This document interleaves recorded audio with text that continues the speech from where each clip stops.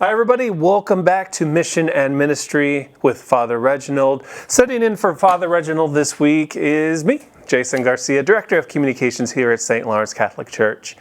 Before we get to our amazing guest and the events we're going to talk about, I want to remind everyone who's watching, please don't forget to share this with all of your St. Lawrence friends and even your friends that don't go here to St. Lawrence. And don't forget to subscribe to us on YouTube. Follow us on social media. It's all of the sharing and the liking you do helps that algorithm, gets the St. Lawrence content out and spreads the gospel of Christ, our number one mission here. Glory to Jesus Christ. So today we have an amazing guest, a good friend of mine, ladies and gentlemen, Justin Frato. Did I pronounce that right? Is it Frato? That's right, it's Frato. Yeah. Sometimes I say Frato. I'm assuming that's incorrect. Yeah, so okay. I get everything. All right, Justin, what do you do here? I am the coordinator of adult faith formation and OCIA. So I've been in that position for 11 years. That is the formerly known as RCIA. That is correct. RCIA, RIP. That's right. It is now OCIA, the Order of Christian Initiation of Adults, rather than the Rite of Christian Initiation of Adults. So since you run that, what's the difference between us saying rite and order? So rite has to do more with a specific element of the OCIA process. So there are rites throughout the process, ushering people through the process, whereas order kind of connotes more of the general process in itself. So that was part of the shift in emphasis. Oh, okay, I see. So rite is step 1, 2, 3, and order is just the entire thing. Right. Gotcha. Okay. Well, what is the importance of adult faith formation within the Catholic Church? Well, it's a real key and essential, as explained by our various bishops and popes. Actually, like there's different documents that talk a lot about it, but it kind of makes sense that we really need to focus on forming our adults, both evangelizing, catechizing them, and then they can reach out to the next generation, to their children. So the Church has talked about adult faith formation is kind of the axis on which all other formation revolve. It's critical to what we're doing. It's that essential spreading of the gospel message, from generation to generation.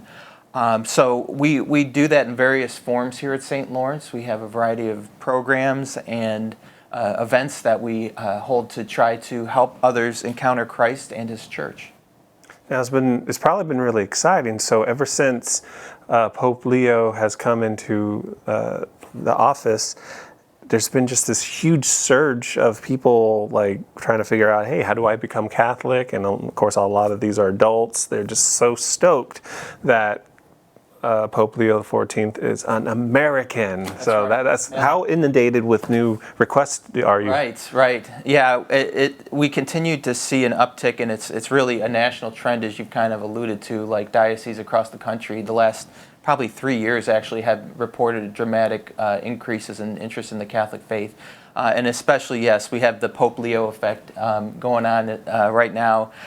So we're probably around 60 inquirers at this point. So it used to be that we were more in the 30, 40 range, and it's just been dramatically increasing. And so that's just exciting to see. I've prayed for it for a long time, and I think it's the fruits of the new evangelization that way back St. John Paul called for some time ago.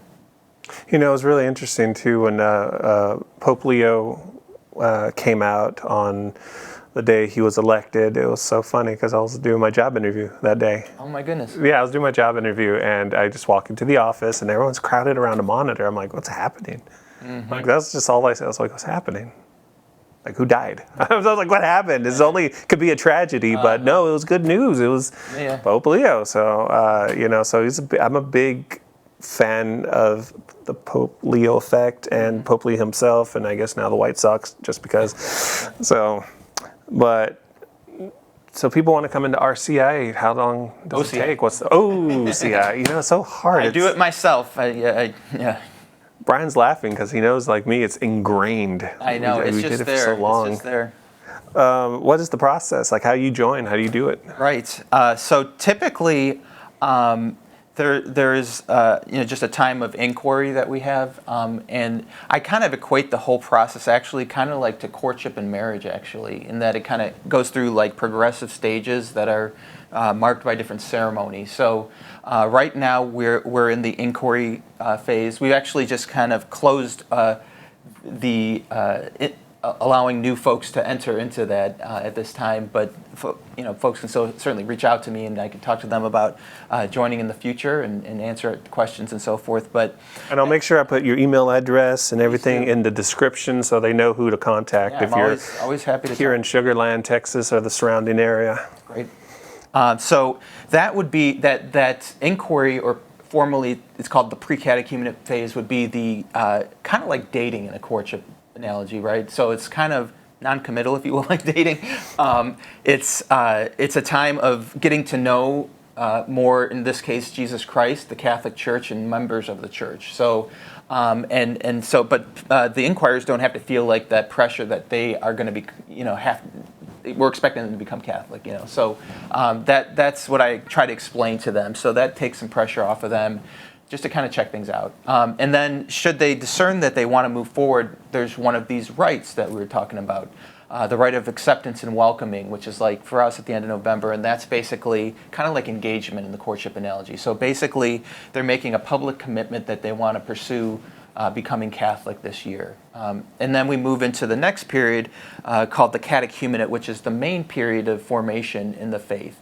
And by the way, the catechumenate is the name typically given to this whole process, and it's what it was called in the ancient church as well. And so it was more updated after the Second Vatican Council for our times. But it's been a very long-standing tradition in the faith.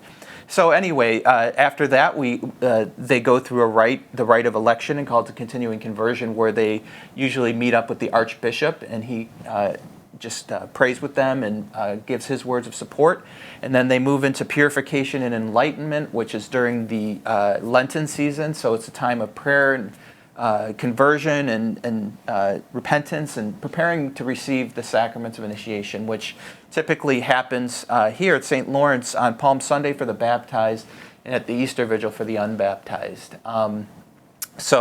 And that's like marriage in the analogy. They're fully united to Christ and the Church. And we have a follow-up period called mystagogy. You might think of it as a honeymoon, if you will, where they are celebrating what they've received, and coming to the Church and receiving the sacraments, and kind of looking at, where do I go from here? So that is the big picture of what goes on.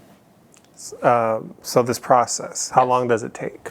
Here at St. Laurence, it's about a 9-month process, but folks can start inquiring, as early as, after January and so forth, and then it starts in September, typically wraps up, depending on when Easter falls, in late April, early May, something in that neighborhood. So, very nice. Yeah. Now, for the people who want to know at home, this is always, I know it was in our class, it was a big thing, but if you're already baptized anywhere else, is that valid with us? That's a great question. So we do see most of our Protestant brothers and sisters baptisms as valid, as long as it was with water in the name of the Father, Son, and the Holy Spirit. That certainly is recognized, and we wouldn't or have one of the clergy rebaptize anyone. So that is important to note. We also have folks in the process that were baptized Catholic but never completed their other sacraments of initiation. That's another category of folks. And then about half the people in the process are just simply unbaptized for one reason or another. So that's kind of the range we see. Right. So I was one of the ones who got the baptism when I was a baby, and then just never finished that off. So now, doing this and just coming in, what should they expect to have to do? Right, for OCIA, I mean, it is a significant commitment of time for us. As we meet on Sunday mornings, and for roughly 9 months. Of course, there's some days off and so forth, but that is a time where they're going to be getting some teaching on the Catholic faith. In the beginning, we also have every week someone come in and share who's become Catholic through our process recently, share their testimony, and that's often inspirational to our new folks, the inquirers. And then we have a time of Q&A, just making sure we're getting the inquirers' questions answered, and then we do some small group discussion, and so that's typically what it looks like. So it shifts a little depending on the period we're in that I've mentioned before, but that's kind of the general flow of things. And then we have a couple of days of reflection, retreat days here on site as well before some of the major rites. So. Oh, excellent. So basically jump in, depending where you are, just give your soul to the Lord. That's right. Come as you are. Right. The whole goal of it is conversion to Jesus Christ and the Catholic faith. And so everything is the way it's structured, the content, it's geared at that. And in fact, the Church, again in the magisterial, the documents that we get from the Vatican says that the catechumenate or the OCI process is the model for all of faith formation, just those slow progressive stages of conversion.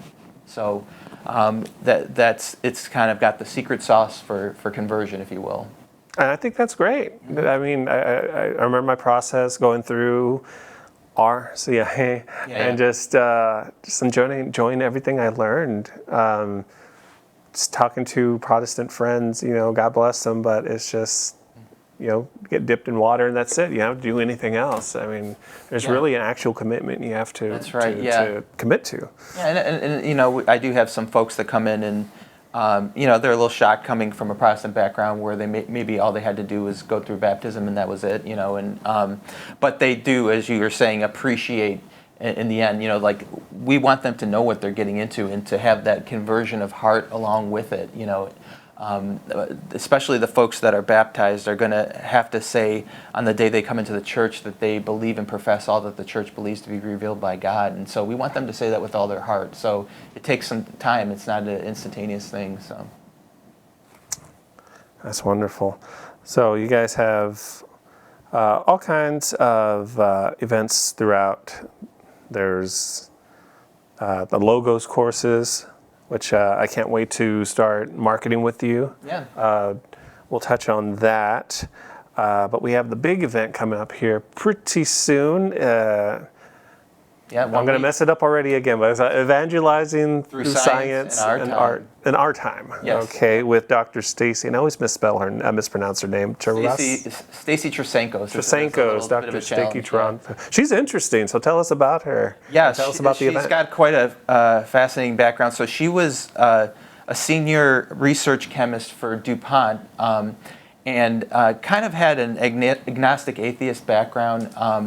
And just along the way, really discovered God through science, actually. And despite what many in the scientific community kind of profess, or what the perception is that science and faith don't really go together, she's found God almost through the sciences, which is classically really what the sciences are there for. To help us to understand the world God created. So anyway, she then went on to get a master's in theology, and she's now working on a doctorate in philosophy. Wow. And she is helping folks engage the worlds of science with theology and philosophy, and to see that they work together beautifully, really, and it's quite the opposite of kind of sometimes the perceptions that's out there. So that's going to be a big portion of what she's going to be talking about. Now it's 2 days. Was it 4th and 5th? The 3rd and 4th. 3rd and 4th. Friday night. Pardon me. 3rd and 4th. There'll be 2 talks the evening of the 3rd, and then the morning of the 4th there'll be 2 more talks. And what will these topics be? Sure. So she's going to start kind of with a general intro where she's going to explain the kind of the false dichotomy that's out there about faith and science, and whether it's within the scientific community or it's just the perception in the world of education and other places that somehow we as Catholics are not reasonable maybe, or not engaged with the sciences. She's going to kind of dispel some of those myths and help us understand that really the scientific method came out of the Catholic university system, and there's been several saints and priests and so forth that have been great scientists. So anyway, that's going to be a bit of what she's going to get into. She's going to share a bit about her own story, her own journey. And then the next talk, she's going to start a discussion of, especially with regard to the biological science, how we can engage that world of science and help understand and explain to our friends, again, how the church has a beautiful understanding in relation to the various biological sciences and what we understand. Then the next morning, and she's going to have a Q&A session too, each day.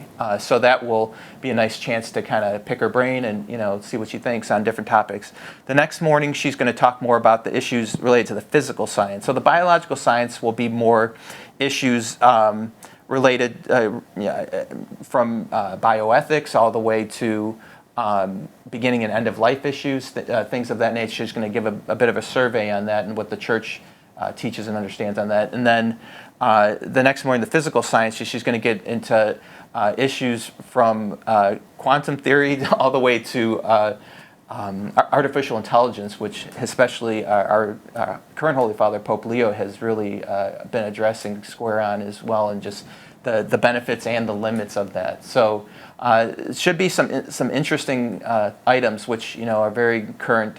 And then she'll wrap up kind of bringing it to closure, just explaining how really ultimately science is meant to be, again, that discovery of God, and it can help us to really worship God and truly, when we truly understand and unpack the world that He's created, it's going to help us to love Him more and want to share Him more with others. So that's beautiful. I'm looking forward to it, and I love just someone who can bring to light science and God.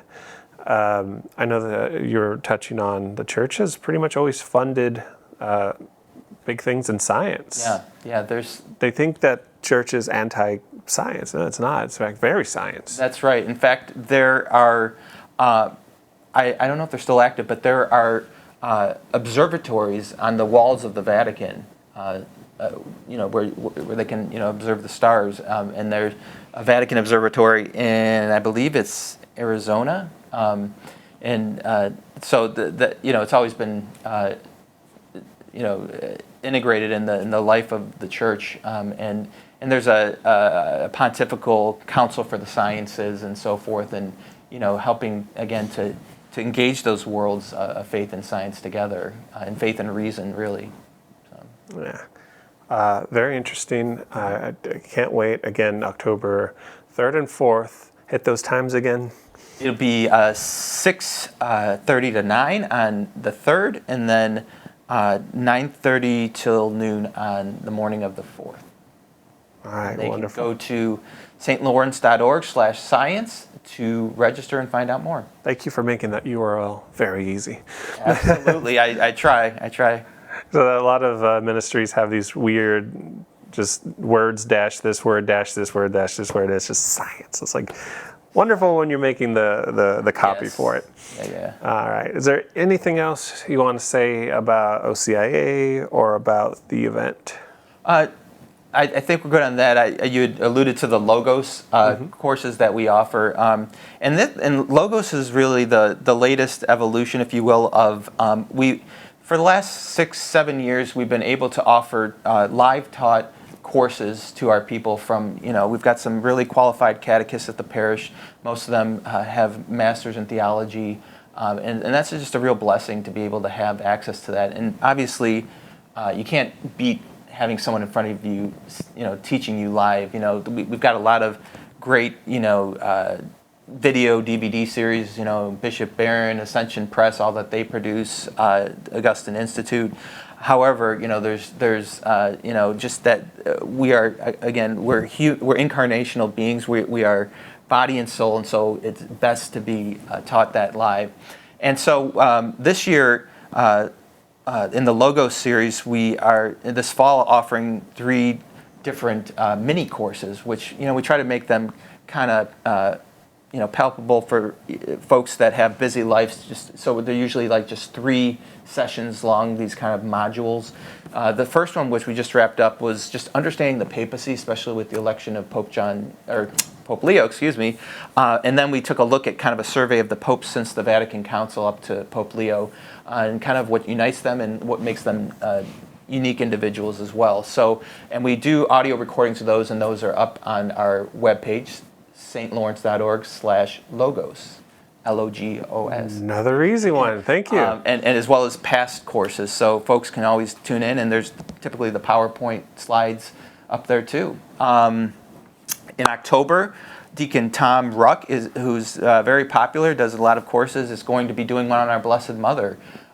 So that will be just devotion to our Blessed Mother. He's going to look at the Jewish roots of Mary, and it's going to be some very interesting stuff. And then our own Dr. Christine Hernandez, our Director of Faith Formation, in November, is going to be looking at our creed. I don't know if you're aware that this year is the 1700th anniversary of the promulgation of the Nicene Creed. So 325 at the Council of Nicaea is where that happened. And so she's going to kind of give us a bit of a survey of that and delve into a little of the history. She does have her doctorate in church history, so she offers a great, unique perspective.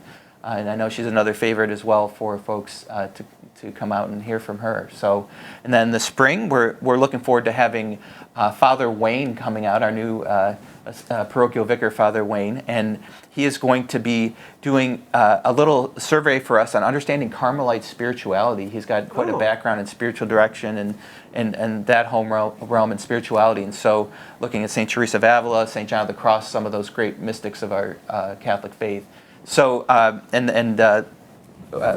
we still have more even yet that we're going to be planning for the spring. So Monday nights is when we do that, 7 to 8:30 in Guardian Angel Hall of the Ave Maria Center. We do have a sign up in advance just to help us to know who's going to be there. It's a free program, which is great. Our folks are not college professors, but they are, again, well educated in the faith, and they are there to kind of teach us at the level of catechesis of sharing the faith with us. So we encourage folks to take advantage of that. Beautiful. We'll wrap it up after this one. That one's your camera. Look into the camera and tell people who are on the fence of coming to the church and joining OCIA, tell them why they should join. You should consider the Catholic faith because truly we believe in it is the fullness of the truth that Jesus Christ has given us. He founded a church for us to guide us and to offer us the fullness of the means of salvation through the sacraments. It's the church that has the claim on having authority given to the Pope and the bishops of the world, directly beginning with Jesus Christ through the first Pope and first bishops who were Peter and the apostles, and passed down even to our day. And so we have that sure authority from them and guidance and just the beauty of our liturgy and how it brings us into relationship with God, as well as the core of that, which is our understanding and belief that Jesus Christ becomes present, body, blood, soul, and divinity, at each Mass, at each holy sacrifice of the Mass, and that makes all the difference, that we can actually receive God into ourselves.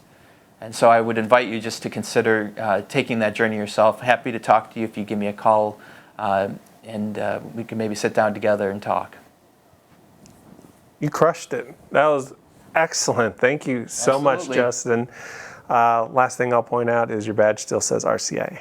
We're getting new ones, I hear. We're getting new ones. And I'm going to do everything in my power to make sure that Please. it's still... No, I'm just joking. No, to stay... Oh, I thought you were going to make sure it was OCIA. No, I'm going to do everything in my power to make sure that it's still RCIA. Suzanne knows it's supposed to change, so we're good. Yes. All right, well, that is all the show that we got. A big thank you to our guest, Justin Frato, coordinator of CIA and adult faith formation. Again, his information will be in the description box down below. So if you have any questions, if you're considering joining, he is a wealth of knowledge on the faith. He is always teaching me something new, and he is just one of the coolest, nicest gentlemen I've ever met in my life, bar none. So we'll leave his extension as well. Give him a call. He'll get you into the faith and get you right with Christ. Thank you guys for watching Mission and Ministry. I'm again Jason Garcia for sitting in for Father Reginald. We'll catch you on the next one. God bless.